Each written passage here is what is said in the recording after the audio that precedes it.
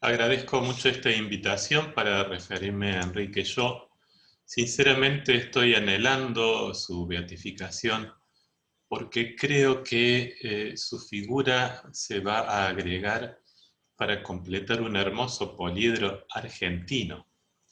Estoy pensando que en Argentina tenemos la Mamantula, una laica misionera, tenemos un aborigen como Seferino Namuncurá, tenemos un cura gaucho del interior como el cura Brochero y nos falta un empresario, un laico empresario.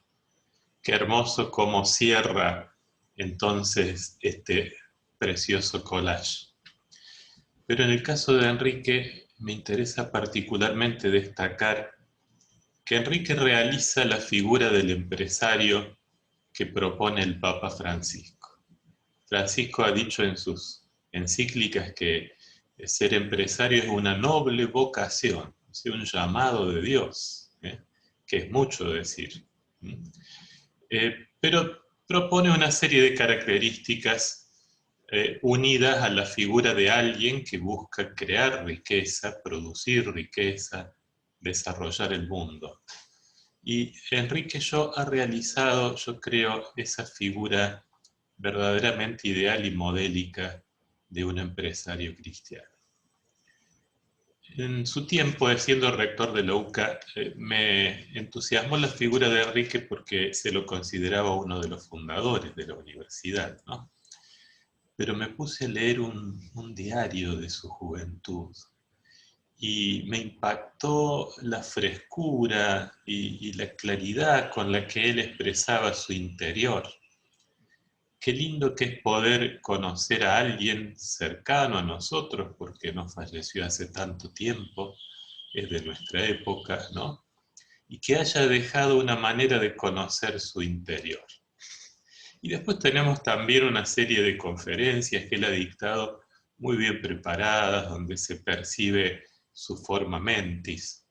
Todo esto unido a su vida, a sus actos, a sus obras, nos permite comprender su figura. Y leyendo ese diario me encontré con que él entra a la escuela naval porque le impactaba el mar le despertaba un atractivo enorme, ¿no?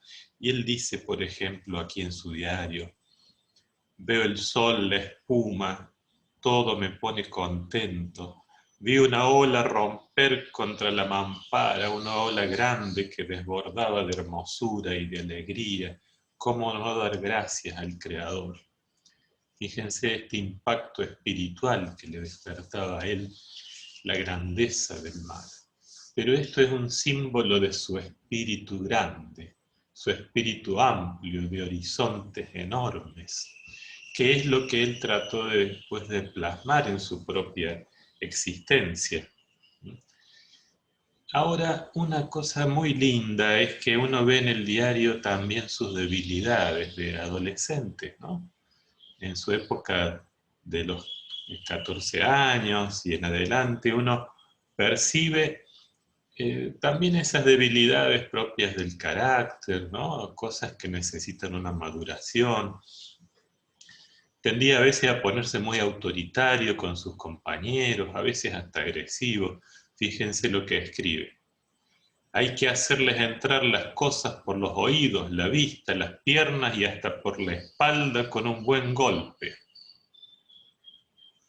No parece ser ese Enrique Manso que todos conocemos, pero esto indica precisamente que hubo un camino de transformación. Y esto es lo precioso. No es San Luis Gonzaga, no, es uno que tuvo que luchar para formarse, para madurar, para modelarse, según la voluntad de Dios, según el proyecto de Dios, ¿no? Y ese trabajo sobre sí mismo con la gracia que lo fue haciendo el Enrique que conocemos, eso nos estimula a todos, porque estamos realmente en una sociedad un poco enferma, enferma de individualismo, de violencia, de divisiones, y nos hace falta apuntar a la maduración de las personas. Enrique fue haciendo desde su adolescencia este camino de cambio interior, de transformación de su ser, y en el diario a los 20 años dice, Dios me ha pedido que me convierta decidida y totalmente. A los 20 años dijo, no me bastan estos pequeños cambios que he hecho de mi ser. Yo quiero un cambio pleno, total. Su casamiento fue parte de este camino, porque él vio en la unión con esta mujer que amaba un sendero que Dios le estaba poniendo para avanzar en esta maduración hacia la plenitud. Y un amigo de él cuenta esto. Enrique, casado, experimentó un cambio muy favorable. Empezó a ser más jovial, fresco, con más sentido del humor, más seguro. Fíjense cómo él encontró en el matrimonio esta forma de ir desarrollando ese ser que Dios quería para embellecer el mundo, ¿no? Quería con Enrique embellecer el mundo. Y después él escribe sobre el matrimonio y dice, un matrimonio es feliz cuando uno de los cónyuges se propone no tanto ser feliz él, sino hacer feliz al otro. Y renunciar a cosas que le hagan agradable la vida al otro. Fíjense, él pensó así el matrimonio. Yo me casé con esta mujer amada, mi objetivo es hacerla feliz a ella, aunque tenga que sufrir yo. Me han contado personas de su familia que en realidad su esposa tenía un cierto problema psicológico, que había días que estaba muy difícil, que era difícil llevarla, ¿no? Pero que Enrique aplicaba este sueño, hacerla feliz a ella, no juzgarla, no dejarme llevar por un mal sentimiento. Y fue un admirable esposo que llevó sobre sus espaldas este peso de estas dificultades psíquicas de su mujer, ¿no? Ahora, yo quiero destacar también otra cosa. El camino de Enrique era crecer en la caridad, crecer en el amor. Y así lo dijo, lo más importante para mí es aumentar en mí la caridad. Y va a lo concreto y dice, escuchar a las personas, escuchar a los obreros, comprenderlos, ser siempre amable con ellos, facilitarles que me puedan querer también ellos a mí, ser como una Navidad para ellos. Y ahora,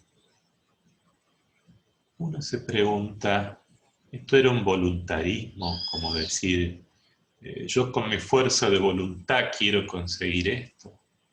No, no, no.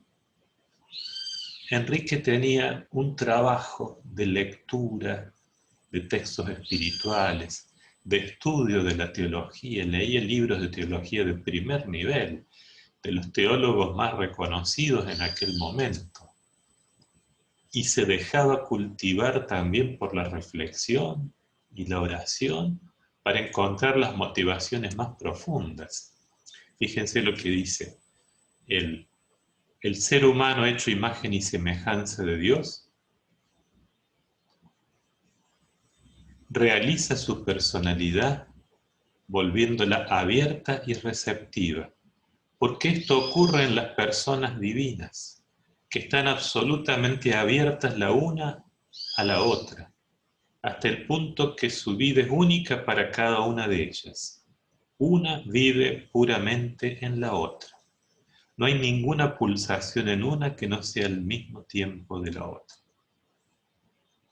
Entonces no se trata de imponerse a uno mismo o al prójimo, una unión del yo y del tú que venga a ser una fusión de los dos, sino una disponibilidad recíproca, respetando la autonomía del otro. Fíjense la hondura teológica que tiene, o sea, ese cambio en sus actitudes, en sus gestos, ese crecimiento en la amabilidad, en el diálogo, tenía un hondo fundamento teológico, tenía una reflexión muy seria detrás. Esto es para mí sumamente valioso. De esto se deriva también su preocupación por promover a los demás, ¿no? Por la convicción del valor enorme de la dignidad humana de cada persona. Entonces dice, usando de las fuerzas liberadoras, quiero dedicarme a los que sufren. En ellos está Jesús. Yo no puedo vivir el Evangelio si no me preocupo de que otros no tengan vivienda. Si es así, mi vida dejaría de ser humana, porque el Hijo de Dios me dijo, yo tuve hambre y me diste de comer. Debemos tener conciencia social, porque Jesús se ha ocultado en los pobres y en los últimos. Fíjense, parece que hablará el Papa Francisco en Fratelli Tutti. Y uno viendo la vida de Enrique lo ve creativo, activo, siempre a la búsqueda. Cualquier institución que buscara hacer un bien lo tenía a él ahí dando una mano, ¿no? Se metía en todos lados. Era una pasión por hacer el bien, por transformar el mundo, ¿no? Por cambiar la sociedad.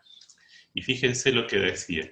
Despojémonos del complejo de inferioridad, del espíritu de fatalidad que inmoviliza. Si tenemos verdadera humildad, no nos va a faltar el coraje optimista para encarnar nuestra misión. Fíjense cómo expresaba entusiasmo, ¿no? Cómo transmitía optimismo para luchar y para conseguir cosas. Pero una vez más están detrás esas convicciones teológicas hondas. Fíjense lo que dice. El deber de procurar la ascensión de los demás es consecuencia lógica de una enseñanza básica del cristianismo, la eminente dignidad de todo ser humano.